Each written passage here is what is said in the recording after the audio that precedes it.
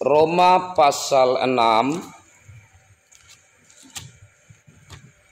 ayat 1 sampai ayat 8. Roma pasal 6 ayat 1 sampai ayat 8.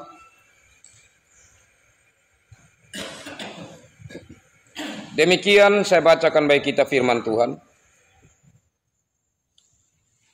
Mati dan bangkit dengan Kristus. Jika demikian, apakah yang hendak kita katakan? Bolehkah kita bertekun dalam dosa supaya semakin bertambah kasih karunia itu? Sekali-kali tidak. Bukankah kita telah mati bagi dosa? Bagaimanakah kita masih dapat hidup di dalamnya? Atau tidak tahukah kamu bahwa kita semua yang telah dibaptis dalam Kristus telah dibaptis dalam kematiannya? Dengan demikian kita telah dikuburkan bersama-sama dengan Dia oleh baptisan dalam kematian, supaya sama seperti Kristus telah dibangkitkan dari antara orang mati oleh kemuliaan Bapa, demikian juga kita akan hidup dalam hidup yang baru. Sebab jika kita telah menjadi satu dengan apa yang sama dengan kematiannya, kita juga akan menjadi satu dengan apa yang sama dengan kebangkitannya. Karena kita tahu bahwa manusia lama kita telah turut disalibkan, supaya tubuh dosa kita hilang kuasanya, agar jangan kita menghambakan diri lagi kepada dosa. Sebab siapakah yang telah mati, ia telah bebas dari dosa. Jadi, jika kita telah mati dengan Kristus, kita percaya bahwa kita akan hidup juga dengan Dia. Mari kita lihat bagian renungan atau pokok-pokok renungan di kertas yang dibagikan tadi. Saya bacakan bagi kita, Bapak Mama. Sekilas tentang surat Roma.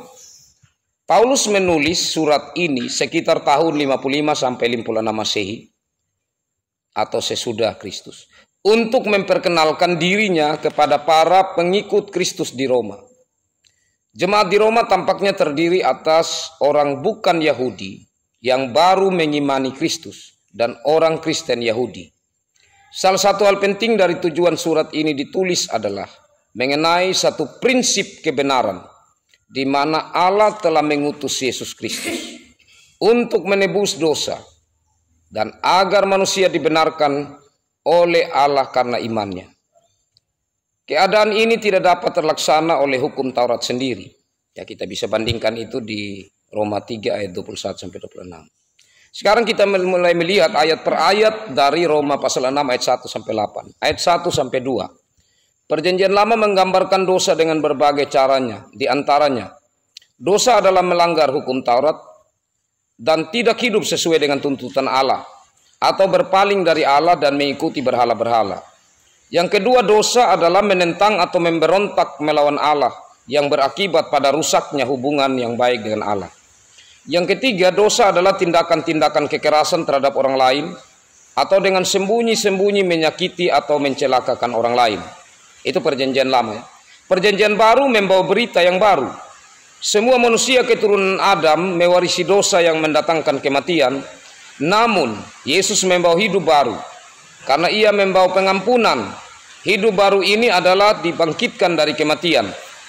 Dengan kematian Yesus, Allah menyingkirkan kuasa dosa, karena Yesus menderita sengsara bagi dosa-dosa setiap orang. Ayat 3 sampai 4 dibaptis. Yesus menciptakan umat manusia yang sama sekali baru dengan memberi mereka karunia Roh Kudus. Di sini Paulus mau menjelaskan bahwa dibaptis berarti mati bagi dosa dan dibangkitkan kepada hidup, sebagaimana Yesus telah mati dan kemudian dibangkitkan kepada hidup oleh Allah. Ayat 5 sampai 8. Kesatuan dalam kematian dan kebangkitan Kristus adalah prinsip persekutuan Kristus sebagai kepala dengan jemaat sebagai tubuh Kristus. Orang Kristen harus menerima penderitaan karena melakukan kebenaran sampai akhir hidupnya, sebagai panggilan hidup di dalam Kristus yang menderita sampai mati. Sekaligus memiliki pengharapan yang teguh bahwa dalam hidup ini akan tetap mengalami kemenangan melewati penderitaan bersama dengan Kristus yang bangkit. Hidup baru adalah hidup dalam prinsip ini, yaitu memahami makna hidup kekristenan sebagai pengikut Kristus dan menghidupi pemahaman ini dalam pelayanan hidup sebagai pengikut Kristus. Ya, aplikasinya atau untuk yang kita lakukan sekarang, Pertama, bersyukurlah selalu bila kita karena melakukan hal yang benar kita menderita, karena dengan demikian kita telah mengambil bagian dalam penderitaan Kristus.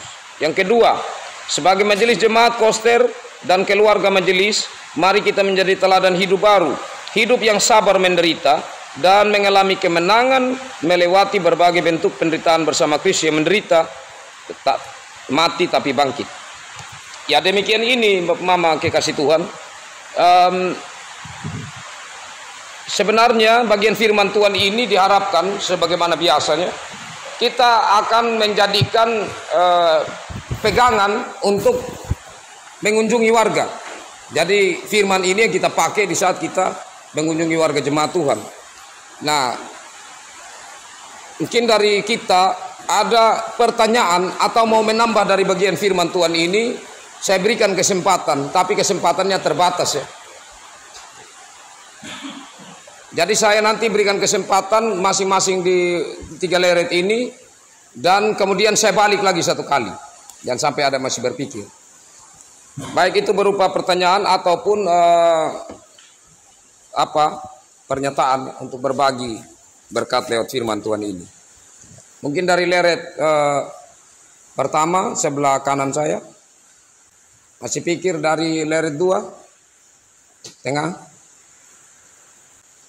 dari Bapak Penatua BKUI ada. Saya balik lagi dari sebelah kanan ada Bapak Eka.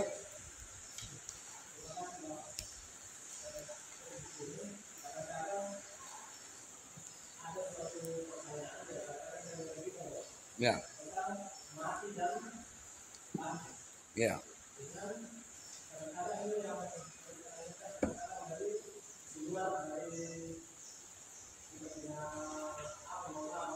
Ya. Luar GKS atau luar jemaat? Ah ya.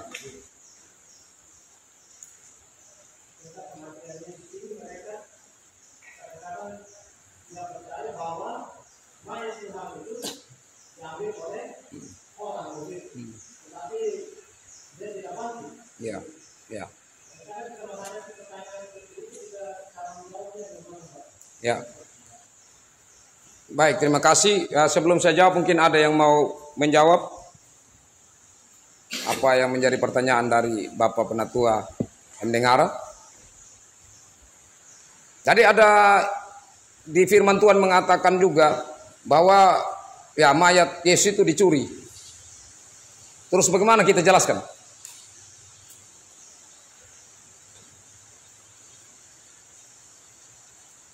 Oke, jadi begini, iblis itu dari khotbah sebelumnya yang lalu ya. Iblis itu dia punya tujuan saat Yesus datang itu apa? Dia mau menggagalkan rencana Allah.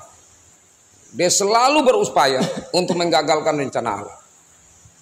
Nah, saat dia sudah tidak menang lagi untuk berhadapan dengan Yesus, baik itu pencobaan di padang gurun maupun kalau dia keluar dari diri orang sakit, dia mau mencoba mengganggu Yesus dengan sengaja meninggikan dia, begitu. Nah, dia sudah tidak dapat cara lagi.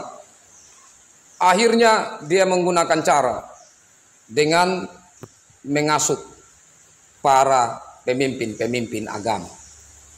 Jadi lewat pemimpin agama Yahudi, iblis bekerja begitu rupa sehingga mereka ini imam-imam, tokoh-tokoh agama waktu itu, mereka akhirnya bersepakat untuk menyerahkan Yesus ini ke pemerintahan Romawi supaya dia dihukum.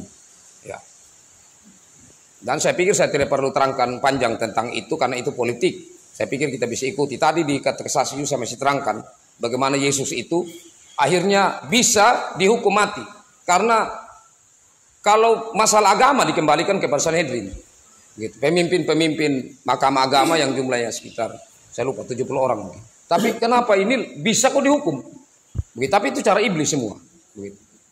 Ya, sehingga akhirnya ya salah satunya Yesus mengaku sebagai raja, bertentangan dengan kaisar punya dekrit atau permintaan.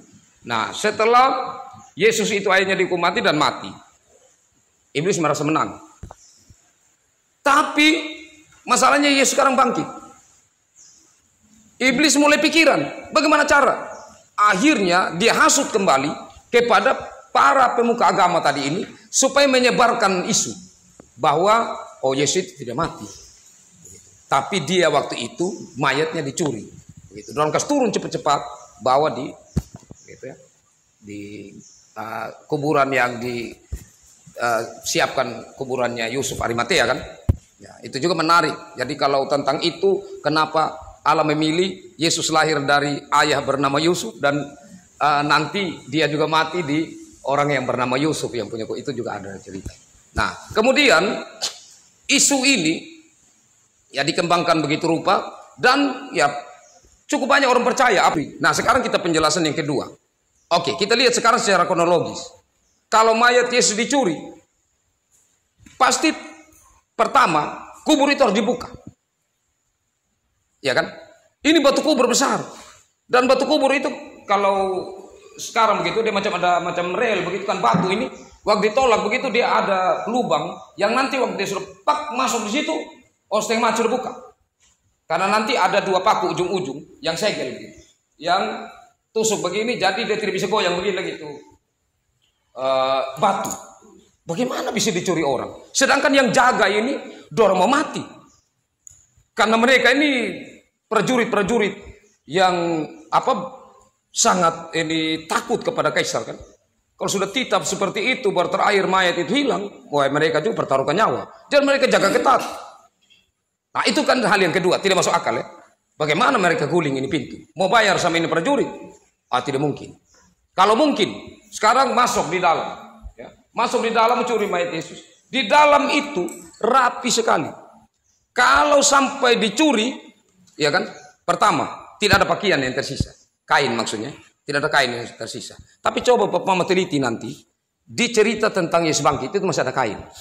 Yang tergeletak di bawah batu. Batu alas tempat Yesus itu tidur.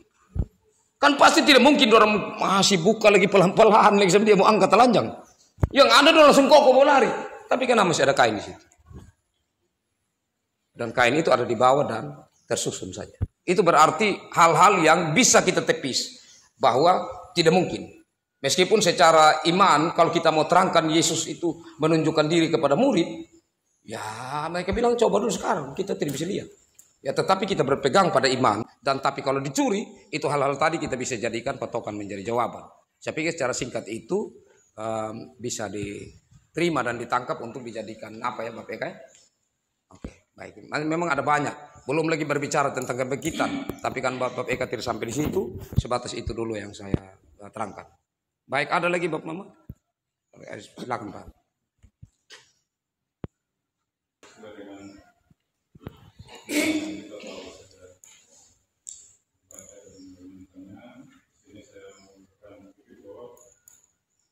Rasanya kita keturunan Adam itu semua jatuh dalam dosa. Dan Yesus datang untuk mengampuni dosa kita.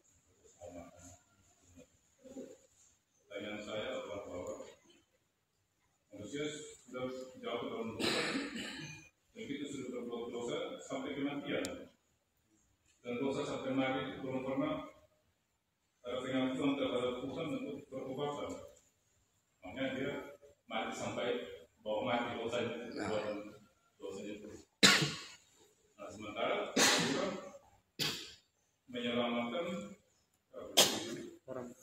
dan kemudian Yesus Allah menyingkirkan kuasa dosanya.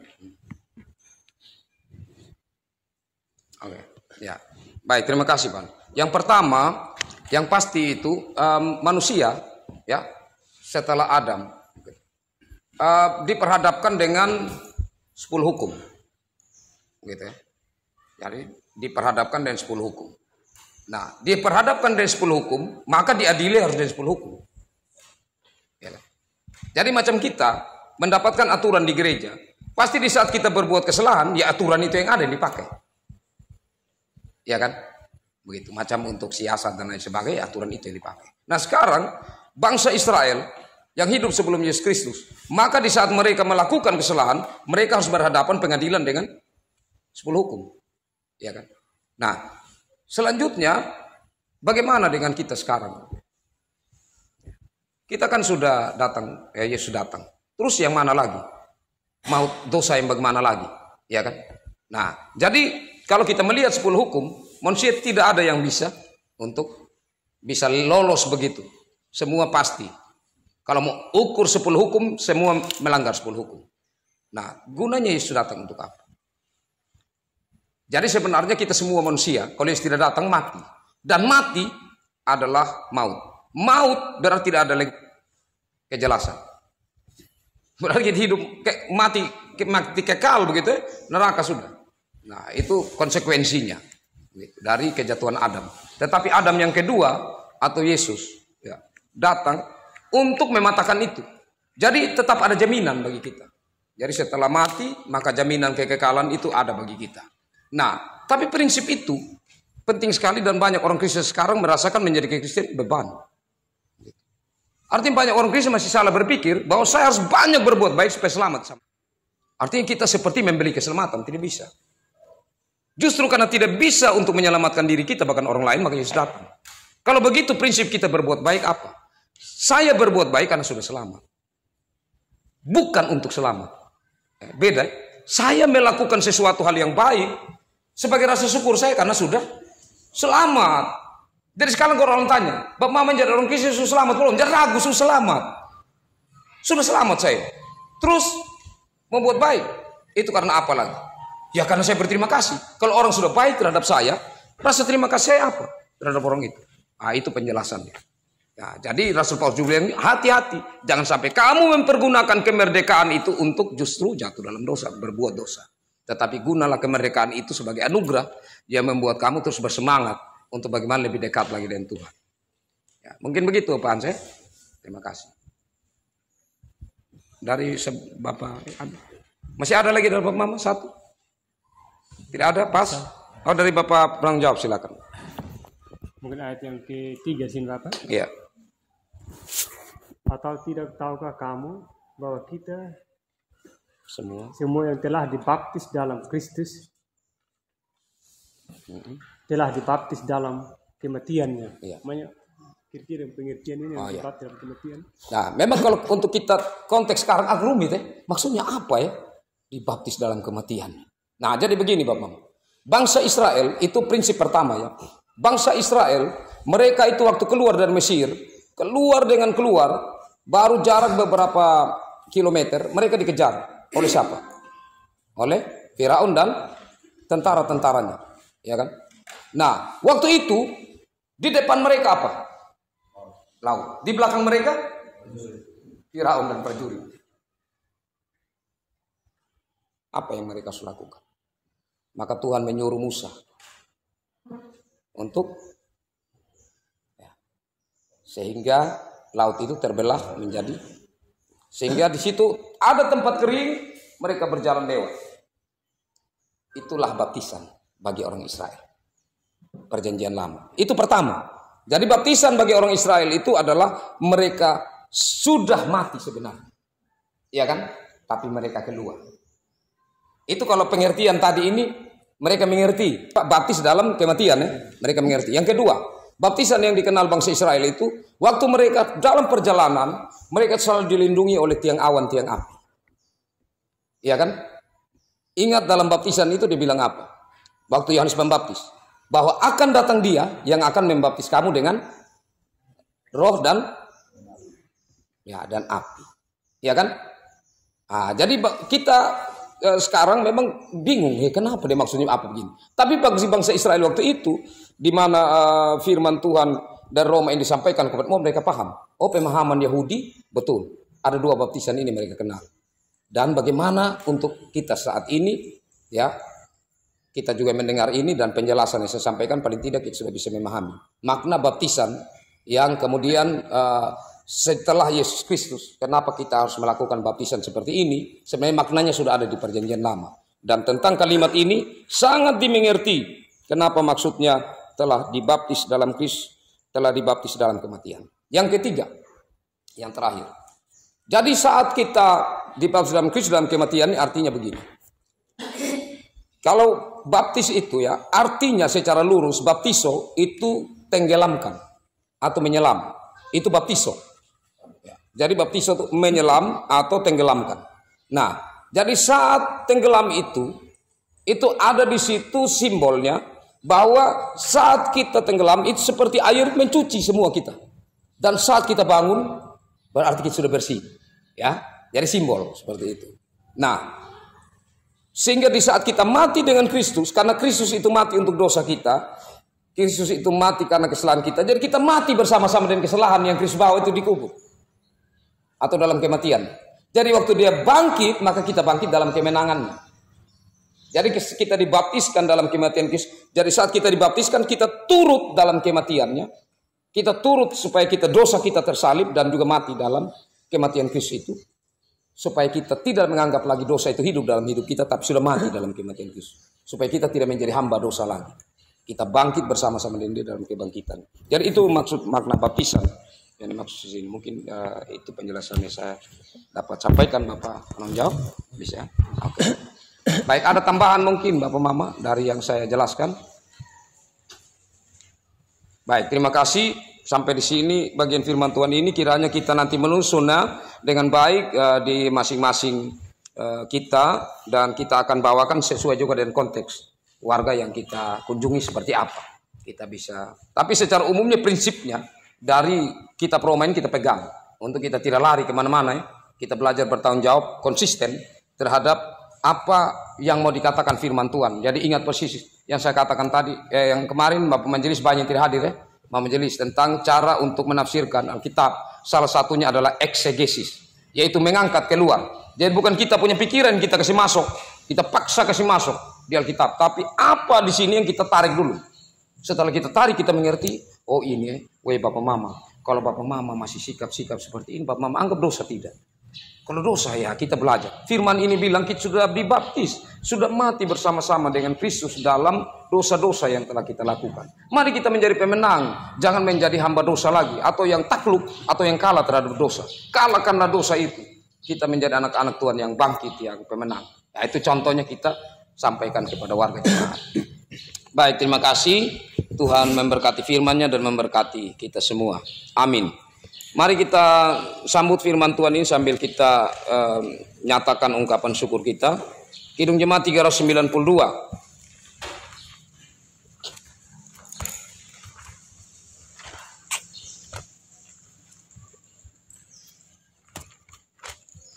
Kidung Jemaat 392. Ku berbahagia, yakin, teguh, dan kata-kata selanjutnya. Ku berbahagia, yakin, teguh, Yesus abadi kepunyaanku, aku warisnya, ku ditebus ciptaan baru, Rohul Kudus. Aku bernyanyi bahagia, memuji Yesus selamanya. Aku bernyanyi bahagia, memuji Yesus selamanya. Ya, kita ayat 1 saja. Oke, mari kita berdoa. Ya Allah Bapa di sorga, terima kasih untuk kesempatan Tuhan berikan kami mendengar merenungkan firman-Mu ya Tuhan.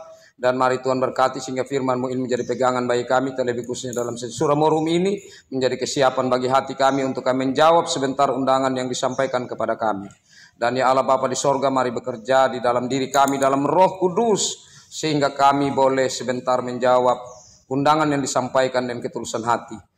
Dalam kesempatan ini kami bersyukur ada persembahan yang dapat kami sampaikan sebagai respon kami untuk ibadah ini, terlebih khususnya untuk firman Tuhan yang kami sudah dengarkan bersama. Biarlah ya Tuhan persembahan ini Tuhan berkati, menjadi berkat bagi pekerjaan nama Tuhan demi kemuliaan nama Tuhan. Dan kami mohon, mari Tuhan bersama-sama dengan kami semua bekerja memberkati Bapa penanggung jawab yang akan memandu jalan Surah Morum ini. Dalam Yesus Kristus kami berdoa. Amin.